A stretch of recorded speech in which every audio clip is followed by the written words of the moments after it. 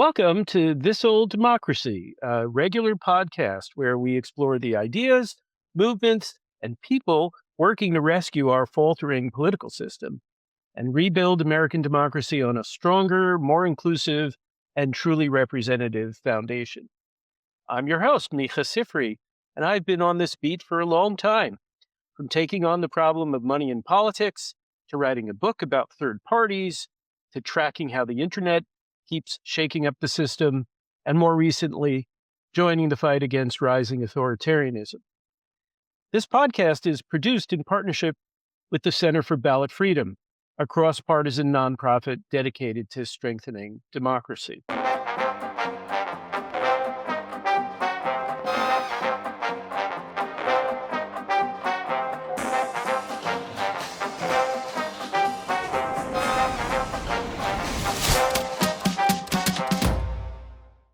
Today, we're talking with Andy Craig, who comes at all the questions we've been engaging here from a different corner of the political universe, the one that's best described by the word libertarian. Andy is a contributing editor at The Unpopulist and election policy fellow at the Ramey Center. And in the past, he was an adjunct scholar at the Cato Institute. Andy previously worked as a campaign staffer and consultant, including for Governor Gary Johnson's 2016 presidential campaign as the candidate of the Libertarian Party. Andy's work is focused on election law, electoral reform, and political incentives, with the goal of reducing polarization and improving representative government. You can find his commentary in outlets including The Washington Post, Fox News, The Nation, and Politico. And he writes regularly for the Daily Beast and the Substack called The Unpopulist. Welcome, Andy, to This Old Democracy. Hi, thanks for having me.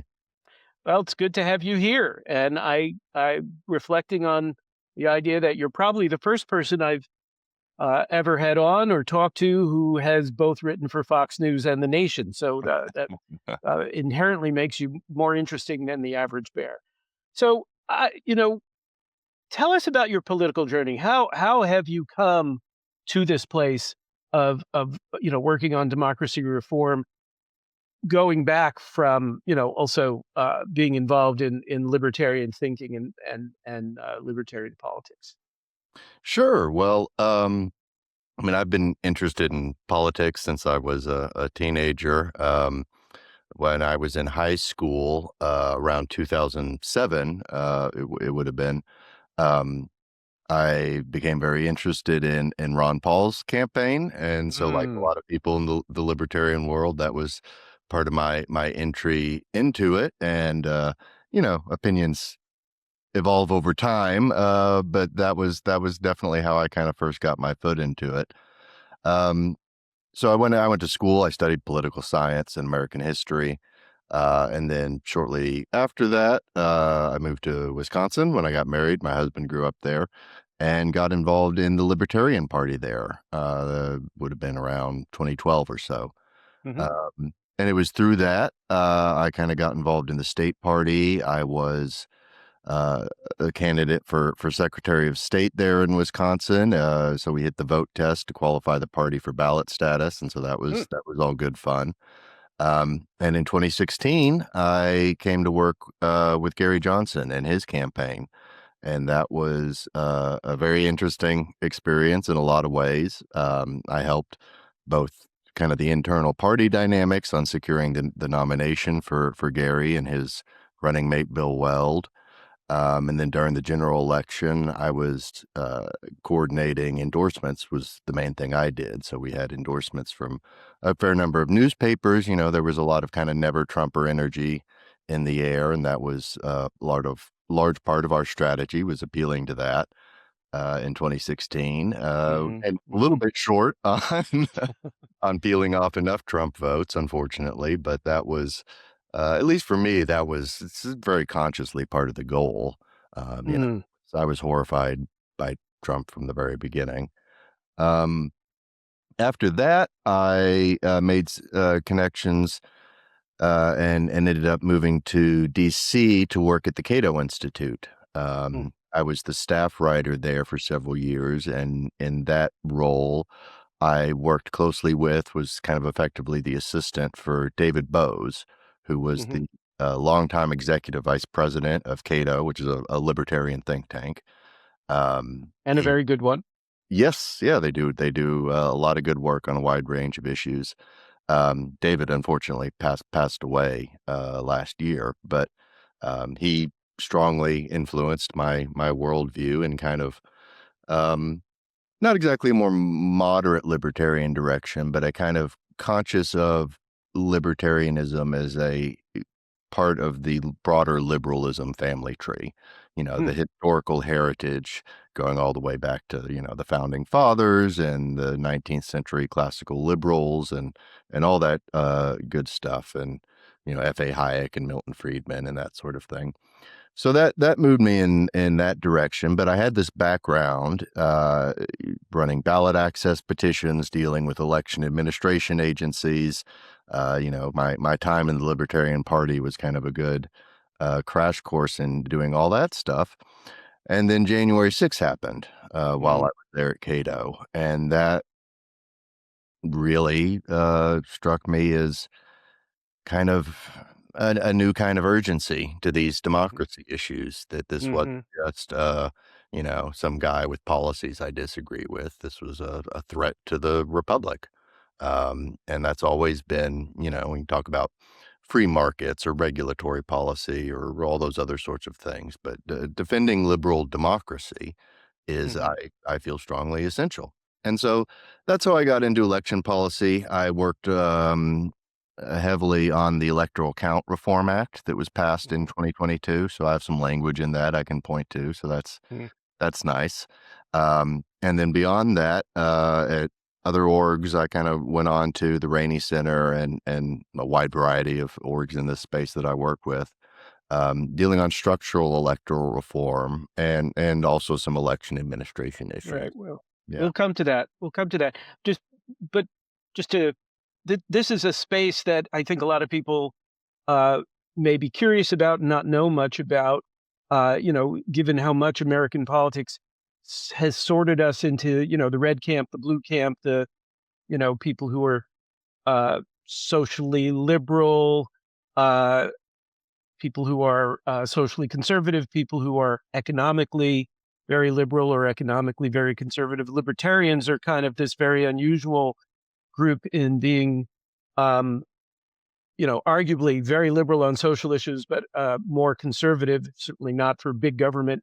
Uh, and if you map them in the population, I mean, we're not talking about a very large group of people. Gary Johnson got what, about 3% of the vote Yep. in 2016, and that's probably the best showing that a libertarian ticket has ever gotten in modern times. Am I right about that? That's right. Yeah, that's the record. It was 3.2%, if I recall. Wow. So I mean, but in terms of small L libertarians, as opposed to people who are maybe members of the party or think of themselves uh, in that framework, like what percentage of Americans would you say agree with the sort of standard libertarian platform? Well, like with any ideology, there's more kind of radical hardliners and there's more moderately kind of broadly in that space. So it depends on kind of how narrowly you cut that. But I mean, it's in the low double digits. I mean, Uh-huh. Gary's campaign at its peak was polling at 14%. Hmm. Uh, Came actually fairly close to hitting the debate threshold for inclusion in that, but didn't quite make it. Hmm. Um, I mean, if you talk about Americans who broadly have a kind of live and let live attitude that includes being both kind of market friendly and skeptical of big government, but is also very socially liberal, supporting, marijuana legalization, gay rights, pro choice, most of them are. Hmm. Uh, I think that's a solid low double digits percent. And of course, the Libertarian Party, as such, for all the various reasons you're familiar with third parties Yeah. and all the barriers to that, they get a lower percentage of the vote. But I mean, I do think there is a substantial chunk of the American electorate that is in a broadly libertarian-ish sort of alignment. And And where would you say now, in light of the the challenges that our democracy has been dealing with over certainly the last 10, 12 years, um, are libertarians as hair on fire right now? Uh, I mean, and maybe you should answer that directly for yourself first. But do you think that this is a block of people who need to be also understood as worried about the direction of our ailing democracy, our old democracy? yes. Well, certainly I am. And Uh-huh. that's kind of the camp that myself and my friends at the Unpopulist and a lot of us are kind of coming from, people who have this Hmm. libertarian movement background, but are care a lot about democracy issues and the current threats of kind of, Trumpist authoritarianism. Mm. I think the organized libertarian movement, and I've written some about this, has gone through a bit of a split, Mm. because there are people. Kind of the generous version of it would be there are people who saw Trump as kind of a stick to hit the establishment with, who, kind of more Right. inclined to the burn it all down sort of ideology. And so some of them have gone off in directions I strongly disagree with, that they're more sympathetic or aligned with that kind of what's become, MAGA, the new right, that sort of Right. thing. Some of them are incredibly anti woke in ways that are terrifying, actually, to see just how far that I'm thinking of Matt Walsh in particular. But the kind of anti-trans, that it's okay to use the power of the state to stamp out uh, these the woke mind virus, that kind of thing. Really kind of wild to see some former libertarians end up in that place. I'm sure you agree with that. Yes, and the Libertarian Party itself basically went through a split on this, and Mm. that's why I'm no longer a member. I'm not directly involved. I do have some friends who are still involved, and they still have their internal fights and different So factions is and all that. But yeah. is the unpopulist a little bit like the gathering place for um, the libertarians who didn't fall in with Trumpism the same way like the Bulwark, which I think a lot of people may know, seems to be the gathering place for a lot of never Trump Republicans, right? Who came out straight out of the Republican Party apparatus, seeing they can't stay there anymore. Would that be fair? Yeah, I think that's broadly fair. I mean, we believe in and have a broader coalition, so we're not all kind of disaffected libertarians, but that's the core of the group. Our editor in chief, the founder of it, Shika Dalmia, was previously at Reason. I was previously at Cato. So yeah, that's kind of the core of it. But I mean, we believe in having a broader, lowercase L, lowercase D, Democratic, liberal Democratic coalition. Hmm. And just one more question about that. And do you see are there any political figures on the national landscape who, you'd say would score high for you as expressing the small L libertarian principles that you want? I mean, is it Rand Paul? Are there any others or nobody? Well, not a lot in terms of people currently in office. I mean, Rand Paul and Thomas Massey are certainly kind Hmm. of on the more right flank of the libertarian space than I am. So they're good on some things. I disagree with them on others. Hmm. Uh, Justin Amash, when he was in Congress, I think was a lot closer to kind of the space we're coming from. So he voted for the first Trump impeachment. He was more strongly anti-Trump. He briefly considered running for president as the libertarian candidate. Hmm. So he's one, and Gary Johnson and Bill Weld, though they're not as active on kind of the national scene anymore. Hmm. Um, I would say those would be kind of the examples I would point to as more the space we're coming from. Right. Right. No, it's really helpful to get this sort of orientation.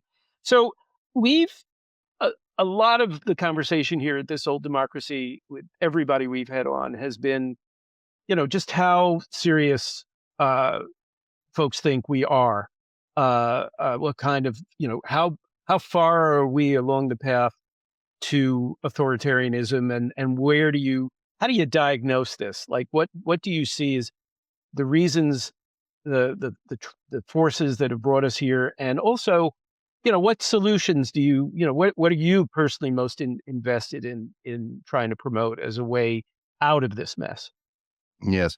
Well, coming from my ideological kind of background, I am particularly, if anybody's familiar with F.A. Hayek, the economist and political philosopher, but he wrote a lot about incentives matter. And that's Hmm. true in markets, but I think it's also true in the political market, so to speak. Hmm. Hmm. So I think our electoral system, and we can get more into this, but it has contributed in a large way to how we ended up in this place. And as for where we are now, I mean, particularly under since Trump returned to power, it's pretty grim in a lot of ways. Yeah. I think constitutional collapse or constitutional crisis are terms that are justified. I think we see on the ground in Minneapolis, we see the boat strikes. I mean, even just kind of reciting the litany of all the crazy Yeah. things going on Yeah. can get tiresome. But um, I do think there's optimism for kind of the long term and the aftermath. I mean, there is a backlash to Trump. He won't be around forever. Hmm. There will be a moment, I think, and we use the term reconstruction for it, and I think that's an appropriate, analogy and framework. I mean, we're gonna have to do a lot of rebuilding and retooling our institutions to make sure this doesn't happen again, and it's not gonna be just returning to the status quo. Hmm. Hmm. So, a consistent focus here we ask people about is this idea that it's the two-party system itself, um, that has to be overhauled, that it has been driving polarization, that it makes it uh, dangerously easy for a strong faction to take over one of the major parties, and then should it get the trifecta, the way MAGA now holds the trifecta at the presidential level, in Congress, and at the Supreme Court, that so much damage can be done even when they're not a majority of the country. Um, so, and obviously, if you've grown up in the libertarian fold, you never felt like the our two-party system was being particularly welcoming to fresh ideas from that corner. So, what would you do? I mean, and how do you think libertarians approach this problem of the two-party system? It's more than any other party. I wrote about this in my book, Spoiling for a Fight. The Libertarian Party has kind of mastered the challenge of getting on the ballot. It's usually on almost all state ballots, if not all of them, but it still doesn't, elect very many people. Mm. Um, there was a brief period where libertarians had this idea of taking over, in one state. So they got a lot of people to go to New Hampshire, if I remember correctly, and they've elected a handful of people to offices there. It's a fairly easy, very, very local democracy kind of state. I think there are hundreds of people in the state legislature there for such a tiny state. So you get a few, but they really haven't managed to break through. Um, so talk to us about this problem and how you see it, and what we need to do uh, to get out of it. Yeah, there's certainly a lot of kinda interrelated factors, about that, but certainly I'm a big believer coming from this third party kinda background that a more multi-party system, is more representative, but it also is important for, kind of what we would call in the political science world, norms of non-domination. That Mm, it's not winner take all absolute power up at every election. There will always be the next election. Everyone gets a seat at the table. That there should be open kind of negotiations, and sometimes you're on the losing side, sometimes you're on the winning side, but that's how it goes. But you really hit on a key part of the problem, which is that the way it's structured now has resulted in a kind of minority rule dynamic. And that mm, makes it incentivizes more authoritarian measures because political power of a faction that gets in like that because I mean, you're talking about when you look at what percentage of the electorate actually voted for Trump in the Republican primaries, and this is true on the other side, of course. You're talking about 10% less mhm, and then that gets you a coin toss chance of being in kind of absolute power. There are a lot of people. There are not just third party voters, but if you're in a safe Republican district or a safe Democratic district, you might be 30-40% of the vote is voting for your preferred party, but you don't get any representation. You don't get any seats at the table. And so that really undermines the effective purpose of representation, of people feeling like they have a say. Hmm. And that undermines kind of trust and confidence in the system. And the last piece of it I'd mention is the presidential system has really run amok with the imperial presidency and the concentration of power in the presidency. So that makes it an even worse kind of winner take all dynamic. And Juan Linz, among others, a lot of political science research has gone into showing that presidential systems are more prone to this kind of democratic backsliding, to a demagogue getting into office, and weakening of the legislative process, and all those sorts of things. So I've got a whole wish list of what kind of reforms I would want ideally, but I think the interaction of the two-party system, the system of state-run primary elections, which is really unique to the United States. Most other democracies do not have the government running the Hmm. nomination contest for the political parties, so that's part of it. Um, but yeah, it's all this kind of this combination of toxic factors that make it possible for a radicalized faction to come to power in a way that is not actually representative of majority opinion. I mean, Donald Trump has never got over 50% of the popular vote. He got a plurality last time, but Right. he's never broken 50%. And Yeah. certainly now his approval ratings are much lower than that. Right. And then there's the third of the electorate that doesn't vote because it's not Mhm. happy with the two choices. Do you, just to be precise, to get us to a multi-party system, are you saying, proportional representation, fusion? Where do you land on those things? Those are the two big items, and there's a lot of growing energy behind them. So I've worked on proportional representation, including plans in the state legislatures to kind of get states Hmm. to adopt it.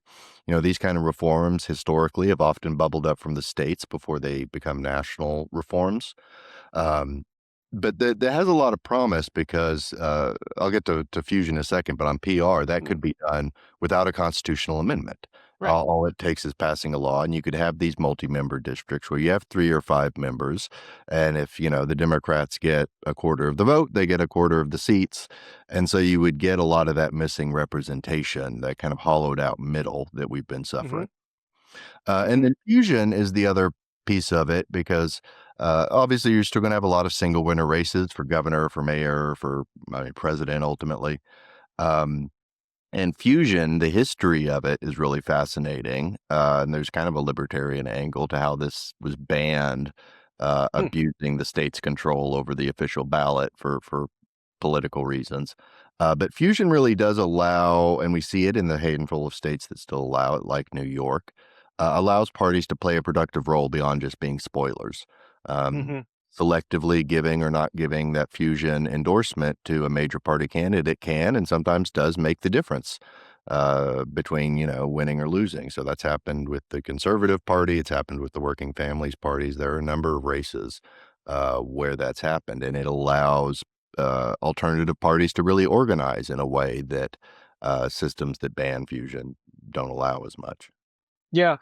Do you think that the Libertarian Party, to the degree that you still track it, and again, it's state by state, but do you think that they've traditionally, run standalone candidates, as opposed to even talk about things like fusion, or cross endorsement, even just in name if they can't do it on the ballot?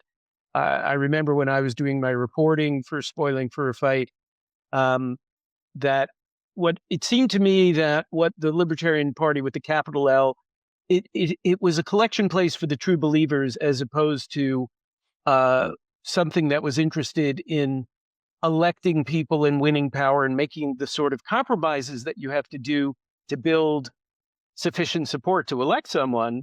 The famous example being Jesse Ventura, the very quirky guy ran as the candidate of the Reform Party in Minnesota and got elected running through the middle, but he was a card carrying member of the Libertarian Party. Hmm. Uh, and they turned on him famously because he, as governor, supported things like mandatory vaccines and taxes to pay for things like public libraries. Because he was a common sense kind of libertarian, and they booed him literally. I think he came to speak at their state convention, and he turned around and said, "Well, I'm tearing up my Libertarian Party membership card." So, do you think that today there's a little more pragmatism in the face of what we're dealing with in terms of the authoritarian rise, or it's really still mostly a place for people who want to kind of stick to the pure religion rather than electing people. Right. Well, this is the long running internal debate in the party, and certainly kind of I Mm, saw myself and a lot of my friends is on the more pragmatic wing. I mean, we did, mm, for example, we targeted winnable state legislative races, and we actually won one. We got a state rep elected as a standalone libertarian nominee in mm, Wyoming and came close in some other races. So that was the kind of thing we were looking at. With regards to fusion, I mean, there have been a lot of in states where it's allowed. It gets debated in the party, but largely in those states, libertarians have done fusion on, it's not most of their candidates. Most of their candidates mhm. run as kind of standalone. I want to go be the radical kind of messaging candidate. Um, but there are, in New Hampshire, there were state representatives elected as Republican libertarian fusion. There's actually been some Democrat libertarian fusion in some cases too. Oh, In New York, there have been a few cases.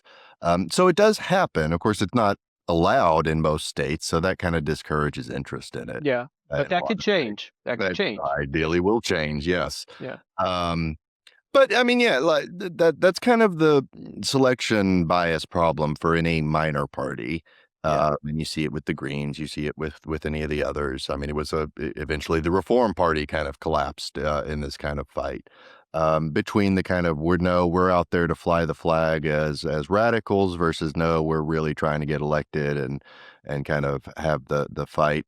So that debate goes on and is still going on in the Libertarian Party, and there are people on both sides of that debate. I mean, I will say, like, running to be a kind of radical messenger without necessarily trying to run, that's a legitimate way to participate in the electoral system. That's not right. necessarily a wrong thing to do in all cases, but it is a matter of priorities and to some degree just kind of taste and temperament about what exactly it is you're trying to do.